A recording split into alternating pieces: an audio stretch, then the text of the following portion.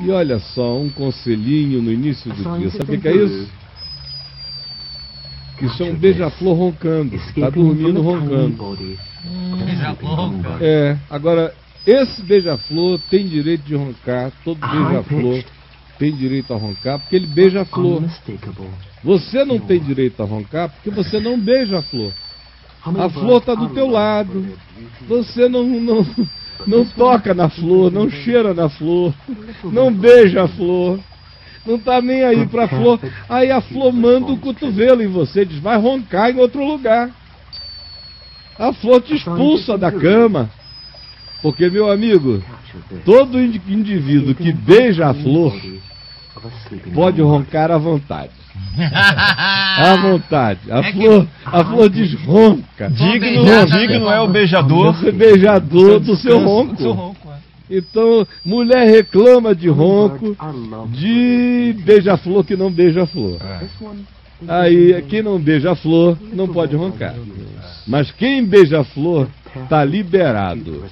A mulher abençoa o ronco. Faz do ronco um canto, né? Um canto, olha só. Faz do ronco. E o Braulio ia falando alguma coisa, Braulio? O que você não, a flor, quando ela está bem beijada, você pode roncar o tanto que você quiser, que não vai estressar. Claro. Flores beijadas são harmônicas com os beija-flores. A primeira coisa que cai no espinho, que cai dela é o espinho.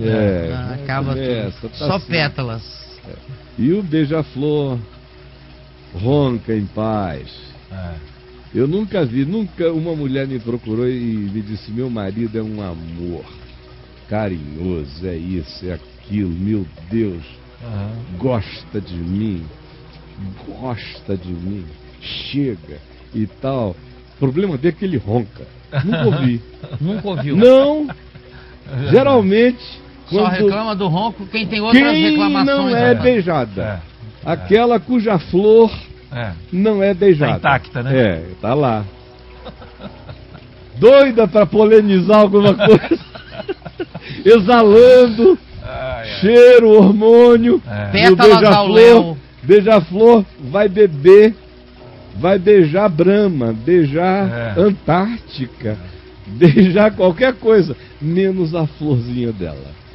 Aí fica, o ronco se torna um tema. Aí desflora, né? Desflora.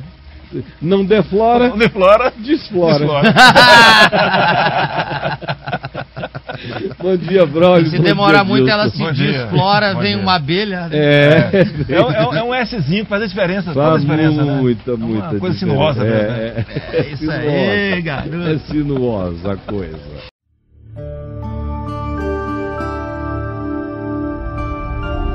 Vem me ver TV. O canal é você.